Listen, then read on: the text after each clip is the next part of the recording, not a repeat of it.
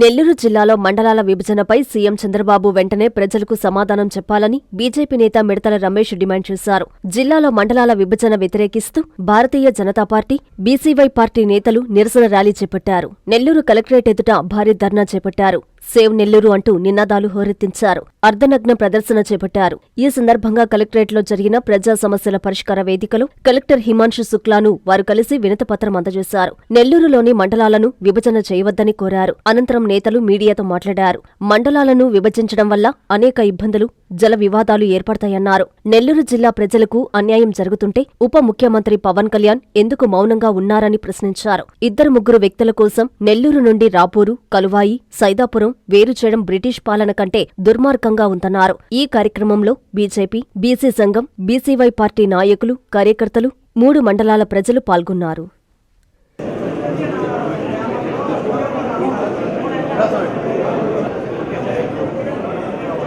విభజన చేశారు. ఎందుకు విభజన చేశారనేది చంద్రబాబు నాయుడు ముఖ్యమంత్రిగా ప్రజలకు వివరణ ఇవ్వాల్సిన అవసరం ఉంది. నాకు తెలిసినంత వరకు రాపూర్లో ఉన్న ఎర్రచందనం ప్రపంచంలోనే నాణ్యతలో ఒకటో క్వాలిటీకి చెందింది. రాపూర్ అటవీ ప్రాంతంలో 1,60,000 ఎకరాల్లో నాణ్యత కలిగిన ఎర్రచందనం ఉంది. దీని తర్వాత ప్రపంచంలో చైనా ఉంది ఎర్రచందనం క్వాలిటీలో. అటువంటి ఎర్రచందనాన్ని దేశాచలం అడవుల నుంచి స్మగ్లింగ్ చేసినట్టుగా తరలించుకోవడం కోసం కలిపారని చెప్పి నేను భావిస్తా ఉన్నా. రెండోది, పెనుశీల లక్ష్మీ నరసింహస్వామి దేవాలయం ఉంది. పెంచుల కోన అంటున్నారు. పెనుశీల లక్ష్మీ నరసింహస్వామి క్షేత్రంగా పెనుసుల అంటే పెన వేసుకుంది లక్ష్మీ మాత అని చెప్పి అర్థం. అటువంటి క్షేత్రాన్ని మా నుంచి ఎందుకు దూరం చేస్తారో అర్థం కావడంలో ప్రత్యేకమైన కీలకమైన అంశం. ఇప్పుడు దాకా బాగానే ఉన్నాం. కండలేరు జలాశయాన్ని తిరుపతిలో కలిపేసుకుంటారంట రాపూరు మండలం పేరుతో. నెల్లూరు జిల్లా రైతాంగానికి, పొదలకూరు మండలానికి గాని, మనుబోలు మండలానికి గాని సహజంగా వచ్చే వాటర్ నెల్లూరు జిల్లా వాళ్ళు కోల్పోతారు. వరదలొస్తే మమ్మల్ని ముంచేస్తారు. కరువు సమయంలో నీళ్లు ఇవ్వరు. సోమశలేమో నెల్లూరు జిల్లాలో ఉంది. సోమశల కండలేరు ఫ్లడ్ కెనాల్ వచ్చి కలువాయి అంటే తిరుపతి జిల్లాకు పోతుంది అనమాట. కండలేరు జలాశయం రాపూరు మండలం అంటే తిరుపతి జిల్లాకు పోతుంది. కండలేరు మట్టి కట్ట 12 కిలోమీటర్లు పొదలకూరు మండలం నెల్లూరు జిల్లాలో ఉంటుంది. లో లెవెల్ స్లూయిస్ మీద, కండలేరు రెగ్యులేటర్ మీద నెల్లూరు జిల్లా అధికారులు తమ అధికారాన్ని కోల్పోతారు. చెన్నైకి నీళ్లు ఇచ్చే కారణంతో సోమశిల డ్యామ్ లోని ప్లెట్ఫో కెనాల్ యొక్క గేటుని తిరుపతి ఆధీనంలోకి వెళ్ళిపోతుంది. కరువు సమయంలో తిరుపతిని బాగు చేసుకుని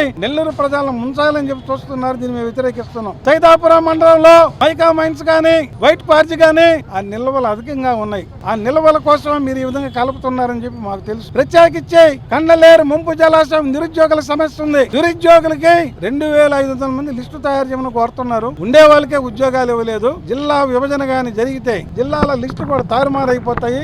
వీళ్ళకి ఉద్యోగాలు రావు. హైకోర్టు తీర్పులన్నీ కూడా నెల్లూరు జిల్లాకు సంబంధించి ఉన్నాయని చెప్పి మొండి చేయి చూపిస్తారు. ఏ విధంగా చూసినా జల జగడాలు జరుగుతాయి. నాగార్జున సాగర్ డ్యామ్ తెలంగాణ ఆంధ్రాకి 2 విధాలు ఏ విధంగా ఉండి ఆ రక్షణ విషయంలో పోలీసులు తెలంగాణ ఆంధ్ర పోలీసులు కొట్టుకున్నారు.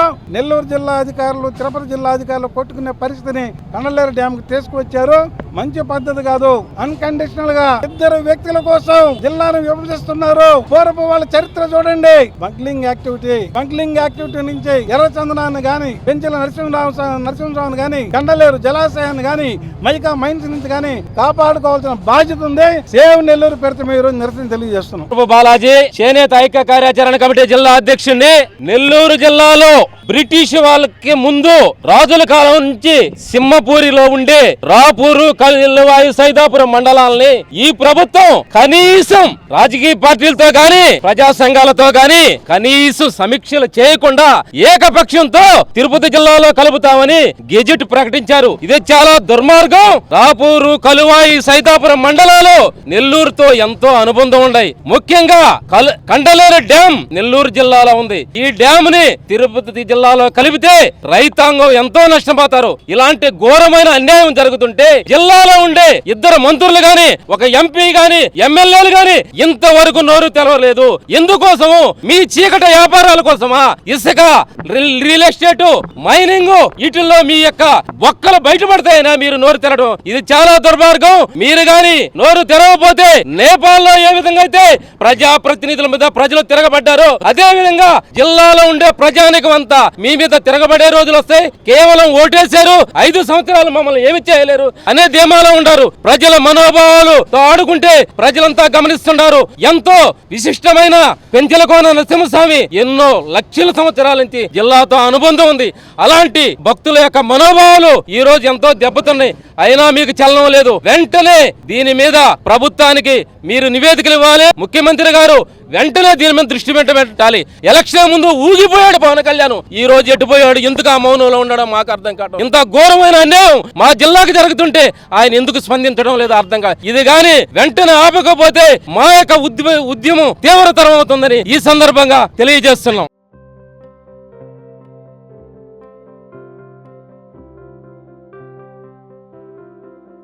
ఆంధ్రప్రదేశ్ ఇంటర్మీడియట్ విద్యార్థులకు మరియు తల్లిదండ్రులకు నమస్కారాలు.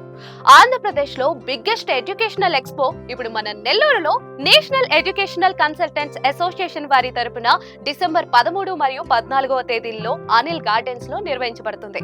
ఈ కార్యక్రమంలో దేశం నలుమూలల నుంచి ప్రసిద్ధిగాంచిన engineering, medical, architecture, hotel management మరియు డిగ్రీకి సంబంధించిన విశ్వవిద్యాలయాలు మరియు వారి మేనేజ్మెంట్ అధికారులు మీకోసం అందుబాటులో ఉంటారు. వారితో మాట్లాడి మీకు ఉన్నత విద్య గురించి ఉన్న సందేహాలు, ఉన్నత విద్యా అవకాశాలు, విశ్వవిద్యాలయాల్లో ఉన్న సదుపాయాలు మరియు ఫీజు వివరాలు తెలుసుకోగలరు. ఈ కార్యక్రమంలో మీరు ఏ కోర్స్ నందు అడ్మిషన్ తీసుకున్నా కూడా ప్రత్యేక ఫీజు రాయితీ ఇవ్వడం జరుగుతుంది. మరిన్ని వివరాలకు సంప్రదించండి.